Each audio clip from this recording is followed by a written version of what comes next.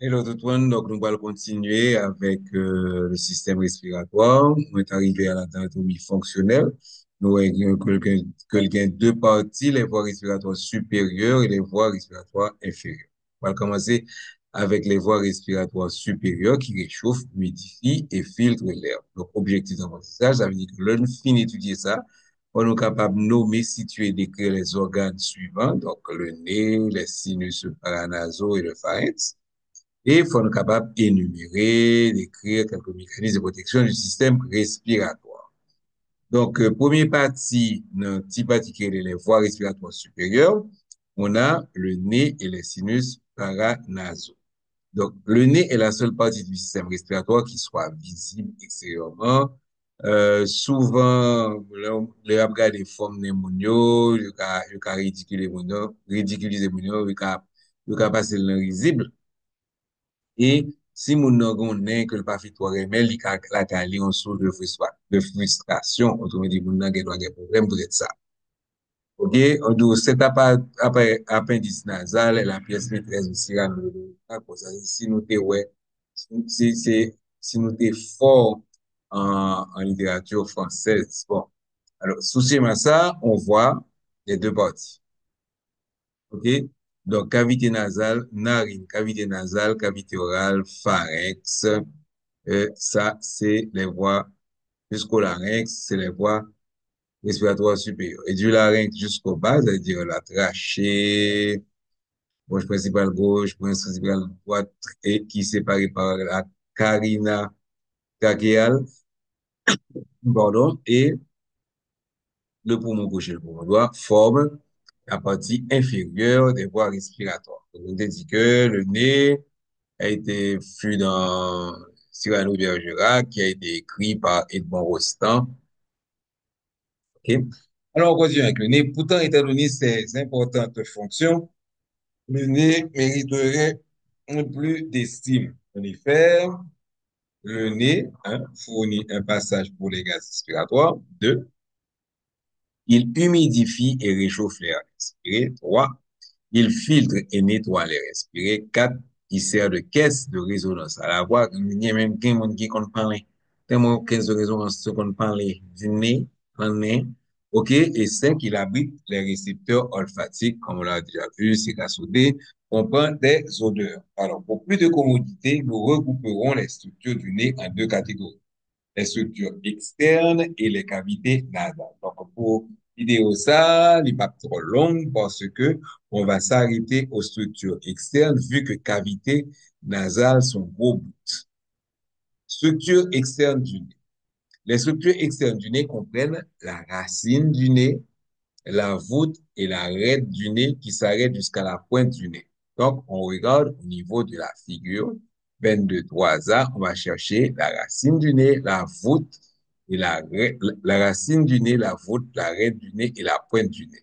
Bon, là, donc, la racine, on trouve la racine du nez, hmm, la pointe du nez. Alors, qui ça a été dit encore?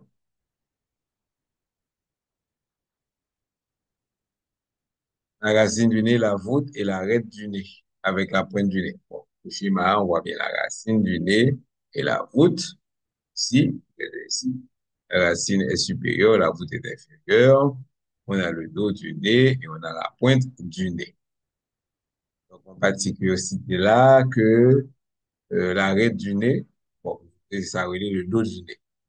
Immédiatement sous la pointe du nez se trouve un creux vertical peu profond appelé philtrum, ou si on a sous-nasal, et bon, le philtrum, on le voit, mais malheureusement, il n'est pas, donc c'est pas ça, vertical, philtrum, il n'est pas opacité. Est-ce que sur le schéma opacité? Non, opacité. OK? Donc, sous la pointe du nez, se trouve un creux vertical peu profond appelé philtrum, position sous-nasale. Alors, les ouvertures externes du nez, on les appelle les narines, sont limitées de chaque côté par les ailes du nez. Parce que, ouais, ça, ailes derrière.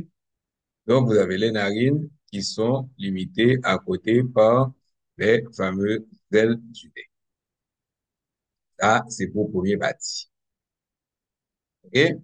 La charpente des structures externes. Ça, autrement dit, ça qui va ça, pardon, ça qui va en forme, ça qui est en bas pour, c'est la charpente. La charpente des structures externes du nez est fournie par l'os nasal, l'os frontal en haut, donc, qui forment respectivement. Les français nous respectivement, c'est que le premier que vous citez, il est d'abord. Il est d'abord. Donc, la voûte est formée. La voûte, respectivement, on parle de la voûte, qui a formé l'os nasal et la racine du nez qui est donc en haut, qui est formée par l'os frontal. Et on parle de ça.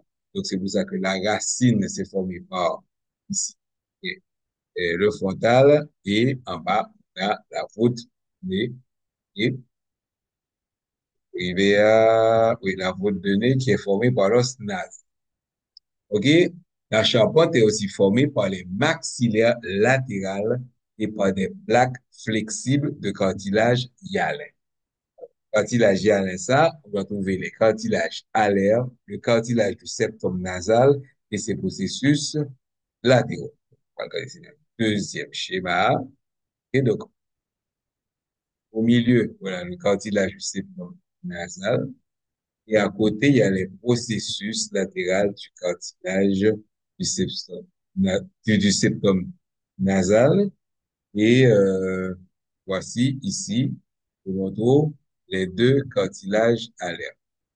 Le cartilage alaire, au milieu, il y a on a le cartilage du septum nasal qui est renforcé des deux côtés par les processus, ce processus latéral du cartilage du septum nasal. Et ça forme ce qu'on appelle la charpente.